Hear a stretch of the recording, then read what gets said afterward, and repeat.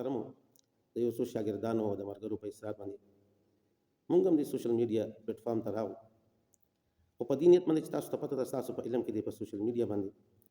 د مذهب او د مذهبي خلکو هغه توهین کېږي هغه پروپاګاندا کېږي نو په دې نیت باندې موږ هم دې ته راغلو چې کېدای شي زموږ په دې اواز او زموږ په دې غږ باندې زموږ د دې چینل په وجه باندې کېدای شي په دې کې څه قدرې کمې راشي اگر چې په دې سوشل میډیا باندې تکړه علماء کرام ملګري هغه ښه زبردست لګیا دي د هغې دفاع ښې په زبردست طریقې سره کوي د هغې چې کومه دفاع کوي خو چونکې کار خیر دی نو د هر سړي دا خواهش وي چې د دین یو شعبه ده د دین یو کار دی نو زه هم پکې څه حصه واچوم نو د دغه په بنیاد باندې موږ هم د سوشل میډیا ته راغلو څومره سینیر ملګري دي هغې ټول نه دا درخواست دی زموږ د چینل سبسکرایب کړي او ویډیو وګوري ملګرو ته یې شیر کړي چې زموږ حوصله افزایي وشي او که دې کې کمیانې کوتاهیانې خامخا موږ نه کېږي ځکه چې زموږ ابتدا ده نو هغه دې په کمنټس کې د هغې اسلام وکړي نو زما محترمو ټول نړومبنی څیز چې کومه ده هغه د انسانیت دی چې کم کار هم انسان کوي کم پلیټ فارم نه دی کار کوي خوا سوشل میډیا ده خوا مدرسه ده خوا جماعت دی خوا درس و تدریس دی خطابت دی امامت دی د دین کومه شعبه ده چې دا هغې کې کار کوي نو اخلاص نیت دا ډېر ضروري دی که چېرې نیت خالص و نو انشاءالله د ده فواید به ډېر زیات دي د کار کې به چې کوم د برکت ډېر زیات دي او که نیت خالص نه و نو د عمل هېڅ شی نه دی ځکه چې د عمل د دې تعلق نیت سره دی د نیت ډېرې غټې فایدې دي هغې نه یو څو فایدې تاسو ته ذکر کوم چې د نیت فایدې کومې دي یو دا ده چې تمیز المعبود عن المعبود د دې نیت په وجه باندې چې دی نو هغه معبود کې تمیز راځي که نیت نه وي نو معبود اوس یو سړی ولاړ ده هغه ولاړ د مونځ کوي نیت یې نشته نو دا مونځ چا ته کوي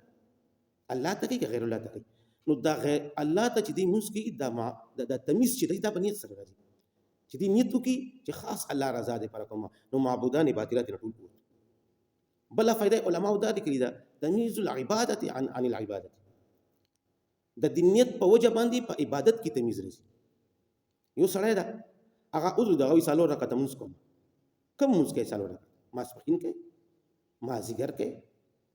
ماسخوتن کوي کوم څلور رکعته کوي نو دقه تمیز چې راځي نو دا په نیت سره راځي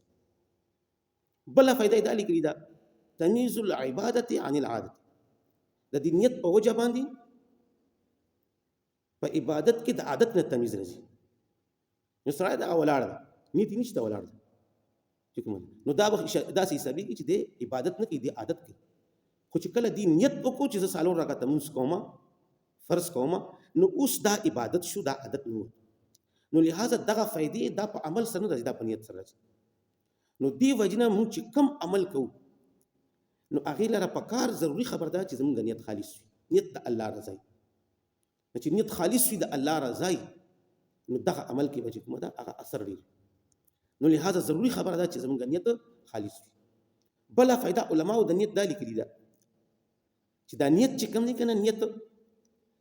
دا په عمل کې اثر کوونکی دی لکه څنګه چې فاعل په فعل کې اثر کوي دقه شانتې دغه نیت دا په عمل کې اثر کوي نو که اوس اثر کوونکی ظاهره خبره ده چې کوم څه اثر کوونکی دی هغه اصل دی دا بل نه نو که چېرې دغه اثر کوونکی څیز نیت دا خالص و دا صحیح و درست و نو عمل به دې فایدهمند وي د هغه به چې کومه تا ته ثواب ملېږي د هغې عمل او که دا چېرې بېکاره و دا درست نه و دا اثر کوونکی نو عمل به هم چې کومه د هغه بې فایدې وي د دې مثال لکه یو سړی ده هغه سره او سپین خرج کړو د احد غر برابر یې سره او سپین خرج خو په دې نیت یې خرج کړو چې ما ته خلک سخي ووایي نیک راته ووایي دینداره راته ووایي په دې نیت یې خرج نو اوس عمل خو ډېر لوی او سره او سپین خرج کړي د الله په لاره خو چونکې چې کوم څیز پکې اثر کوي نیت هغه صحیح نه دی نو د ده ته ثواب نه وي لګي الټا پکړ دی قیامت پر ورځ به الله پاک تپوس کوي چې دا مال خرج کول دا عبادت و او په دغه عبادت کې تا غیر الله ولې شریک کړی دی ما سره تا ولې غیر الله ما سره شریک دا شرک اصغر دی ولې بل سړی دی هغه یو کجوره د الله په لاره کې خرج کړه په دې نیت یې خرج کړه چې ما ته دې باندې ما نه الله راضي نو عمل یې وړوکی غوندې وکړو یو کجوره ده صرف خو چونکې نیت خالص دی چې کوم څیز اثر کوي هغه څیز درست دی صحیح دی نو د دغه عمل الله پاک بدله ثواب ورکړي د احد د غر برابر ثواب ول الله پاک نو زما محترمو نیت دا ډېر ضروري چیز دی چې موږ کم یو عمل کوو هغې کې زموږ نیت خالص وي یو روایت کې راځي مفهوم یې داسې ده چې د قیامت پر ورځ باندې به یو سړی راوستلی شي د الله په دربار کې به پیش کړی شي، نو دنه به خپل حق غوښتونکي خلک ډېر زیات راشي، یو به ترې خپل حق غواړي، بل به غواړي، بل به غواړي، بل به غواړي، دنه به هغې ته خپل حقوق ورکړلی شي، چې هغې ته د حقوق ورکړي نو نیک عمل یو هم پاتې، ټول نیک اعمال به ختم شي،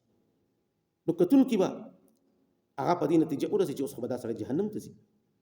ځکه چې کوم نیک اعمال هغه د ختم شو. الله پاک وایي چې ودرېږئ د یو نیکي ما سره شته، هغه دا ده چې ده په دنیا کې دا نیت کړی و چې زه مخلوق خدا سره د خیرخواهي معامله کوم، د به همیشه دا نیت و چې زه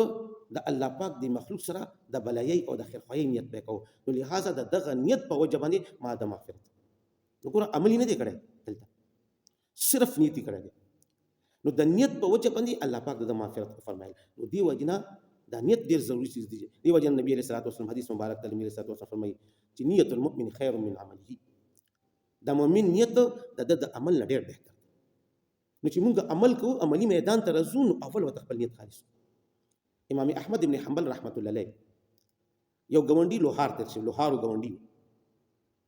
دغه لوهار وفات شو، چې دی وفات شو نو یو لوی محدث دا په خوب کې ولید، دنه یې تپوس وکړو چې الله پاک څه معامله وکړه، دغه لوهار ورته وایي چې الله پاک زما مغفرت وکړه، او صرف مغفرت نه بلکې جنت کې ماته هغه مقام او مرتبه راکړه چې کوم مقام او مرتبه د امام احمد ابن حنبل رحمت الله علیه. دا محدث حیران شو چې یو عام دقه ټیم کې د محدث سترګې کولاوي شي، خوب نه راویښ شو، چې راویښ شو نو حیران شو چې د یو عام مسلمان ته د امام احمد ابن حنبل رحمت الله مقام مرتبه ملاوېدل دا آسان کار خو نه دی. نو لاړو د دې ښځې نه یې تپوس وکړو چې د عمل څه د څه عمل داسې کوو چې الله پاک د مغفرت هم وکړو او مغفرت سره سره د امام احمد ابن حنبل رحمت الله مقام او مرتبه یې ورته په جنت کې ورکړه. هغې ورته چې عام مسلمان په شانتې عمل یې کوو، صوم او صلات پابند بس دغه عمل یې و. هغه ورته نه خیر ته سوچ وکړه، نو بیا ورته ښځې وایي چې دوه عملونه ده کې وو، یو عمل د ده دا و چې د الله پاک د نوم به یې ډېر زیات قدر عزت کوو، چې د الله نوم به واخیستلی شو ده به هغه سټک اوچت کړی و، اوسپنې ته به یې رابغه و، خو بیا به یې اوسپنې ته نه رابغه و، څنګه د الله نوم به واخیستل چې اوسپنې کې بجای هغه به یې ځمکې ته رابغه و، بس اوس زما کار ختم، اوس د الله حکم دی، اول به عبادت د الله حکم پوره کوم، بیا به هغې نه پس کار. وایي بل عمل دا و چې دا به د شپې کور ته راغلو ډېر به ستړی و، کټ کې به سملاست، او امام احمد ابن حنبل رحمت الله زمونږ ګاونډي دی، او په چت باندې ودرېدو تهجد به یې د شپې کوو او دې به کټ کې ملاست، نو چې د ده به سترګې کولاوې شي امام احمد ابن حنبل رحمت الله علیه به یې وکتو چې هغه تهجد کوي ولاړ دی، د ده به سترګې کولاوې شي، نو افسوس به وکړو چې کومه ده یو افسوس به وکړو او دا به وي چې کاش که ما باندې د خپل د کور بوج کم وای، اولاد د بوج ما باندې کم وای، فیملی مې وړه وای، نو ما به ټوله شپه د امام احمد ابن حنبل رحمت الله په شانتې الله پاک ته په تهجد کې تېر، خو چونکې ما باندې د کور بوج ډېر زیات ده، نو دې وجې نه زه چې کومه د هغه په تهجد شپه په تهجدو کې نشم تېرولی، ستړی پاتېدی نشم. نو محدث پوه شو چې دله د امام احمد ابن حنبل رحمت الله علیه د مقام او مرتبه په دې نیت باندې ملاو شو چې د عمل نشو کولی خو نیت یې و، نو لهذا چې موږ کوم هم پلیټفارم باندې کار کوو نو هغه د الله رضا دپاره کوو، نو انشاءالله په دغه کار کې به خیر او برکت وي او الله پاک به هغې کې موږ سره مددګار وي، د الله پاک مدد به موږ سره په هغې کې شامل حال وي. الله پاک موږ ته اخلاصي نیت را نصیب کړي.